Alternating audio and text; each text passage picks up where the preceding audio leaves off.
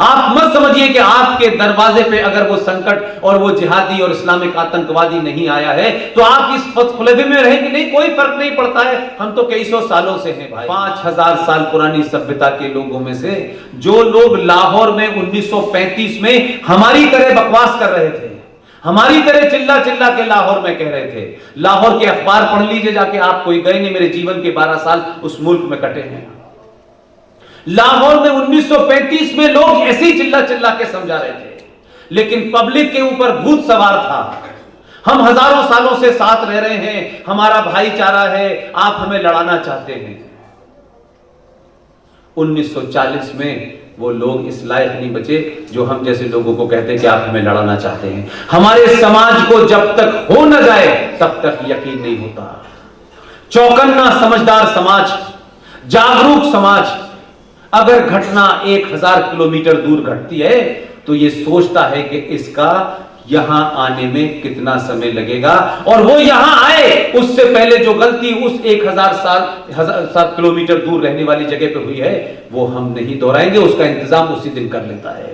तो फिर वो जिहादी और दंगाई आपके दरवाजे तक नहीं पहुंचता।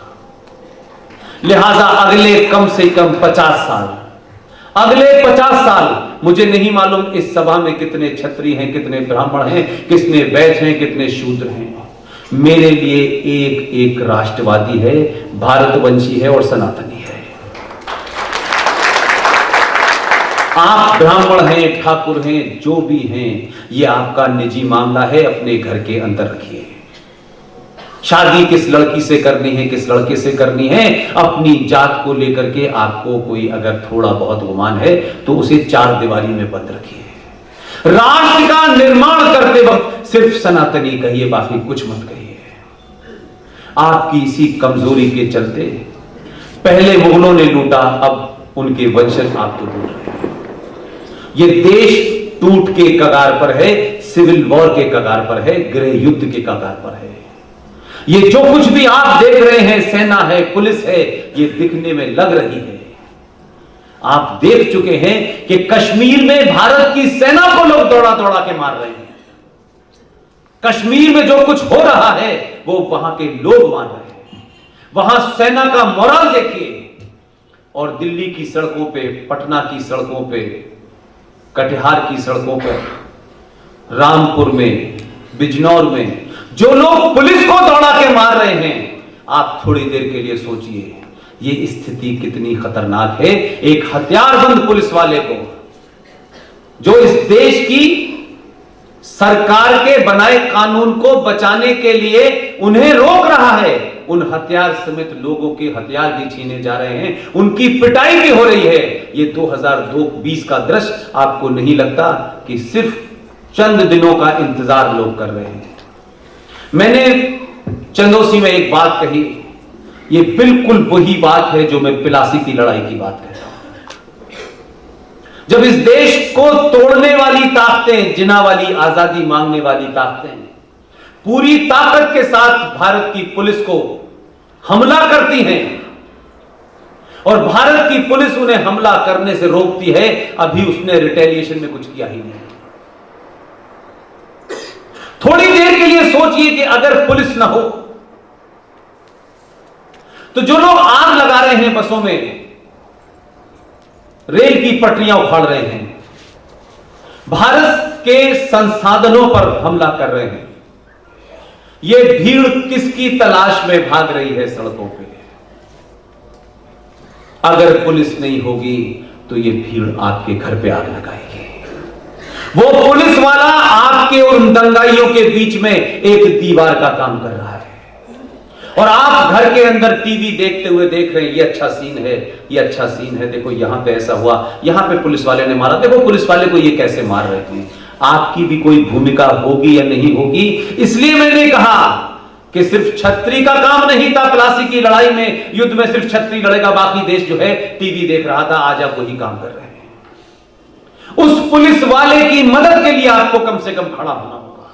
आपको काउंटर सड़क के ऊपर एक मौन प्रोसेशन निकालना होगा ताकि भीड़ तंत्र इस बात को डरे कि हमारी गिनती अगर है तो हमसे 10 गुना गिनती इस देश में राष्ट्रवादियों की है। आपको पत्थर फेंकने की आवश्यकता नहीं, लेकिन अपने होने का सबूत दीजिए। टेलीविजन के चैनल बदलने से, न्यूज देखने से राष्ट्रवाद मजबूत नहीं होगा। वो सिर्फ पुलिस वाला, क्योंकि वो सरकार की वर्दी पहना है इसलिए उसको मारा जा रहा है, वो सिर्फ इसलिए मर रहा है। ये सिर्फ देश बचाना फौज का और पुलिस वाले का काम नहीं है, इसमें आपकी भूमिका है। ये रात में जो आप सुन रहे हैं, इससे मुझे लगता है कि आपके अंदर कहीं ना कहीं उस चीज का बोध हो रहा है कि जो काम आपके पूर्वजों ने नहीं किया और जो आपने किसी भुलावे में नहीं किया, उसकी तरफ आपका पहला कदम है। लिहाजा अगले 50 साल तक किसकी सूरत आपको अच्छी लगती है, किसकी नहीं लगती है। हजारों काम ऐसे हुए होंगे जो निजी तौर पे मेरे खिलाफ हो सकते हैं। अपने निजी स्वार्थों को 50 साल के लिए खुटी पर टांग दीजिए। यह सबसे अपील कर रहा हूं मैं। किस पार्टी को वोट देना है, किसको नहीं देना, यह आप जाने। मेरा यह एजेंडा नहीं है किसको वोट देने के लिए मैं वोट मांगने नहीं आया।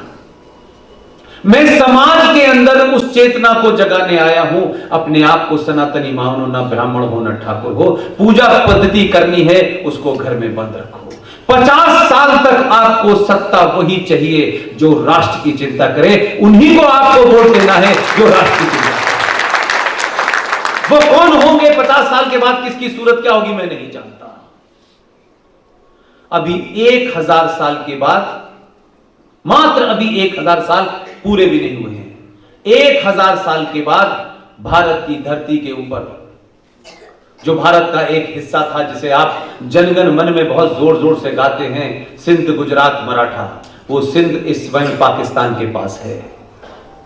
वो पाकिस्तान के पास चला गया। समझ में आता है ये जो टुकड़ा होता है कि हमारा, ये माने आप कि किसी ने आपका टुकड़ा ले लिया है, ये सिर्फ सत्ता का खेल होता है, ताकत का खेल होता है। जिस दिन आपके अंदर पुरुषार्थ जग जाएगा, पाकिस्तान भी आपके पास होगा, बांग्लादेश भी आपके पास होगा। ये कोई बड़ी चीज नहीं है। ये जमीन का टुकड़ा चला जाने से आपके अंदर मायूसी नहीं आनी चाहिए कि हम कमजोर हैं, हम डर गए हैं। दुनिया में बाउंड्री बदलती रहती है, देश बनते हैं, मिट जाते हैं, कोई नई बात नहीं। सिक्किम भी एक देश था किसी जमाने, आपका सूबा है। गोवा भी एक देश था किसी जमाने, आपका सूबा है। कोई नई बात नहीं है, इससे मत घबराइए। सबसे बड़ी बात यह है, राजनीतिक भारत के टुकड़े बहुत हुए हैं। क्या आपको 5 अगस्त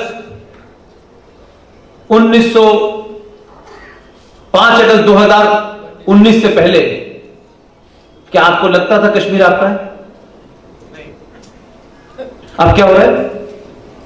जो वहां के मुख्यमंत्री थे, जो पहले प्रधानमंत्री थे, वो ये कहते थे कि अगर धारा 370 और 35 से छेड़छाड़ की गई, चुनौती के साथ कहते थे, भारत के संविधान की शपथ लेके कहते थे कि अगर छेड़छाड़ की गई तो जम्मू कश्मीर में भारत का तिरंगा उठाने वाला नहीं मिलेगा। अभी सिर्फ 2 को भेजा है आपने।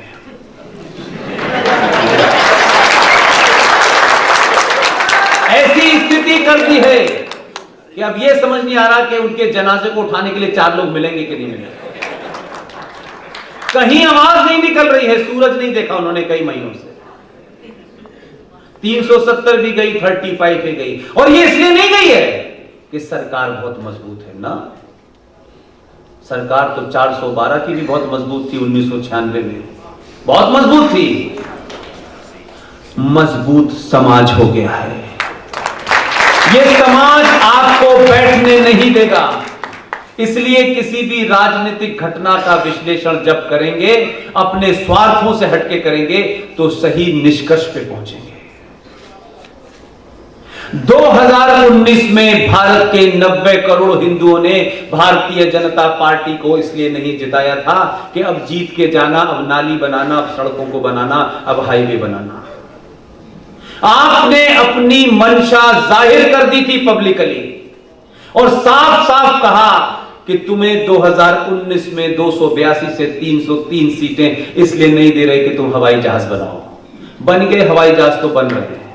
तुमको राष्ट्र बनाने के लिए भेजा है, और जब आपने ये दबाव बनाया कि राष्ट्र बनाने के लिए भेजा है, तो राष्ट्र कैसे बनता है कि एक आजाद भारत के अंदर एक राष्ट्र के अंदर कश्यप